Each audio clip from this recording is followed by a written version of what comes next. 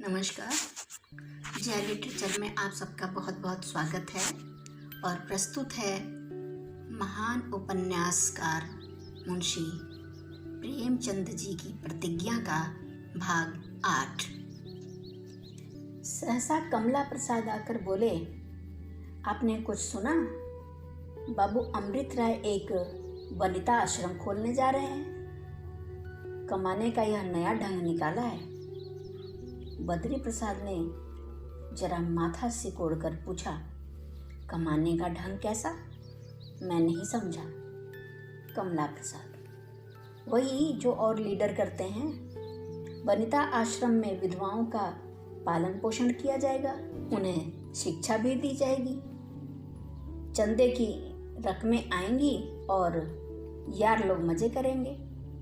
कौन जानता है कहाँ से कितने रुपए आए। महीने भर में एक झूठा सच्चा हिसाब छपवा दिया। सुना है कई रईसों ने बड़े बड़े चंदे देने का वचन दिया है। 5 लाख का तखमीना है। इसमें कम से कम 50,000 तो यारों के ही हैं। वकालत में इतने रुपए कहाँ इतनी जल्दी मिल जाते थे। बद्री प्रसाद, 50,000 बनाए तो क्या बनाए। मैं समझता हूँ 1 लाख से कम पर न हाथ मारेंगे। कमला प्रसाद, इन लोगों को सूझती खूब है, ऐसी बातें हम लोगों को नहीं सूझती। बद्री प्रसाद, जाकर कुछ दिनों उनकी शागिर्दी करो, इसके सिवा और कोई उपाय नहीं है। कमला प्रसाद, तो क्या मैं कुछ झूठ कहता हूँ? बद्री प्रसाद, जरा भी नहीं। तुम कभी झूठ बोले ही नहीं। भला आज क्यों झूठ बोलोगे? सत्य के अवतार तुम ही तो हो। देवकी, सच कहा है, होम करते हाथ जलते हैं। वह बेचारा तो परोपकार के लिए अपना सर्वस्व त्यागे बैठा है और तुम्हारी निगाह में उसने लोगों को ठगने के लिए यह स्वांग रचा है। आप तो कुछ नहीं कर सकते, दूसरों के सत्कार्य में बाधा डालने को तैयार। उन्हें भगवान ने क्या नहीं दिया जो यह माया जाल रचते। कमला प्रसाद, अच्छा मैं ही झूठा सही, इसमें झगड़ा कहेगा। थोड़े दिनों में आपकी कलई खुल जाएगी। आप जैसे सरल जीव संसार में ना होते तो ऐसे धूर्तों की थैलियां कौन भरता। देवकी, बस चुप भी रहो। ऐसी बातें मुंह से निकालते हुए शर्म नहीं आती? कहीं प्रेमा के सामने ऐसी बेसिर पैर की बातें न करने लगना। याद है तुमने एक बार अमृत राय को झूठा कहा था तो उसने 3 दिन तक खाना नहीं खाया था। कमला प्रसाद, यहाँ इन बातों से नहीं डरते। लगी लिपटी बातें करना भाता ही नहीं। कहूँगा सत्य ही, चाहे किसी को अच्छा लगे या बुरा। वह हमारा अपमान करते हैं तो हम उनकी पूजा न करेंगे। आखिर वह हमारे कौन होते हैं जो हम उनकी करतूतों पर पर्दा डालें। मैं तो उन्हें इतना बदनाम करूँगा कि वह शहर में किसी को मुंह न दिखा सकेंगे। यह कहता हुआ कमला प्रसाद चला गया। उसी समय प्रेमा ने कमरे में कदम रखा। उसकी पलकें भीगी हुई थी, मानो अभी रोती रही हो। उसका कोमल गाल ऐसा कृश हो गया था मानो किसी हास्य की प्रतिध्वनि हो। मुख किसी वियोगिनी की पूर्व स्मृति की भांति मलिन और उदास था। उसने आते ही कहा, दादाजी आप जरा दाननाथ को बुलाकर समझा दें, वह क्यों जीजाजी पर झूठा आक्षेप करते फिरते हैं। बद्री प्रसाद ने विस्मित होकर कहा, दाननाथ? वह भला क्यों अमृत राय पर आक्षेप करने लगा? उससे जैसी मैत्री है वैसी मैंने और कहीं नहीं देखी। प्रेमा, विश्वास तो मुझे भी नहीं आता, पर भैया जी ही कह रहे हैं। वनिता आश्रम खोलने का तो जीजाजी का बहुत दिनों से विचार था। कई बार मुझसे उसके विषय में बातें हो चुकी हैं, लेकिन बाबू दाननाथ अब यह कहते फिरते हैं कि वो इस बहाने से रुपए जमा करके जमींदारी लेना चाहते हैं। बद्री प्रसाद, कमला प्रसाद कहते थे? प्रेमा, हाँ वही तो कहते थे। दाननाथ ने द्वेषवश कहा हो तो आश्चर्य ही क्या। आप जरा उन्हें बुलाकर पूछें। बद्री प्रसाद, कमला प्रसाद झूठ बोल रहा है, सरासर झूठ।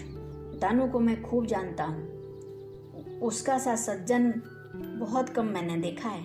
मुझे तो विश्वास है कि आज अमृत राय के हित के लिए प्राण देने का अवसर आए तो दानू शौक से प्राण दे दे। आदमी क्या हीरा है, मुझसे जब मिलता है बड़ी नम्रता से चरण छू लेता है। देवकी कितना हंसमुख है, मैंने तो उसे जब देखा हंसते ही देखा, बिल्कुल बालकों का स्वभाव है। उसकी माता रोया करती है कि मैं मर जाऊंगी तो दानू को कौन खिलाकर सुलाएगा। दिन भर भूखा बैठा रहे पर खाना न मांगेगा, और अगर कोई बुला बुला कर खिलाए तो सारा दिन खाता रहेगा। बड़ा सरल स्वभाव है, अभिमान तो छू नहीं गया। बद्री प्रसाद आपकी डॉक्टर हो जाएगा। लाला बद्री प्रसाद उन आदमियों में थे जो दुविधा में नहीं रहना चाहते थे। किसी न किसी निश्चय पर पहुंच जाना उनके चित्त की शांति के लिए आवश्यक है।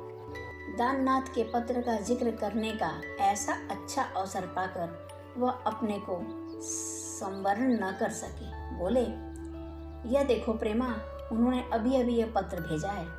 मैं तुमसे इसकी चर्चा करने जा ही रहा था कि तुम खुद आ गई। पत्र का आशय क्या है? प्रेमा इसे तुरंत ताड़ गई। उसका हृदय जोर से धड़कने लगा। उसने कांपते हुए हाथों से पत्र ले लिया, पर कैसा रहस्य!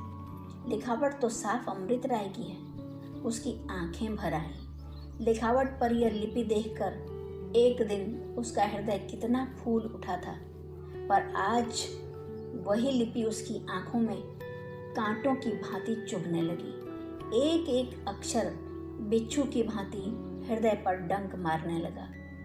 उसने पत्र निकाल कर देखा, वही लिपि थी, वही चिर परिचित सुंदर स्पष्ट लिपि जो मानसिक शांति की द्योतक होती है।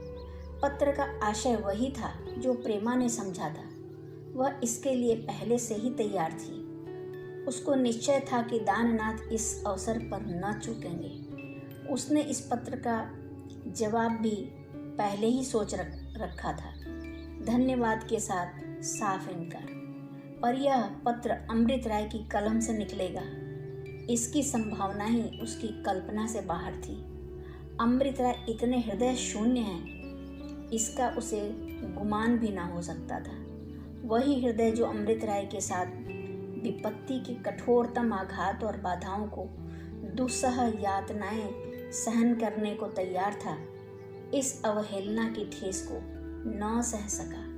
वह अतुल प्रेम, वह असीम भक्ति जो प्रेमा ने उसमें बरसों से संचित कर रखी थी, एक दीर्घ शीतल निश्वास के रूप में निकल गई। उसे ऐसा जान पड़ा मानो उसके संपूर्ण अंग शिथिल हो गए हों, मानो हृदय भी निस्पंद हो गया हो, मानो उसका अपनी वाणी पर लेश मात्र भी अधिकार नहीं है। उसके मुख से ये शब्द निकल पड़े, आपकी जो इच्छा हो वह कीजिए, मुझे सब स्वीकार है। वह कहने जा रही थी, जब कुएं में गिरना है तो जैसे पक्का वैसे कच्चा, उसमें कोई भेद नहीं।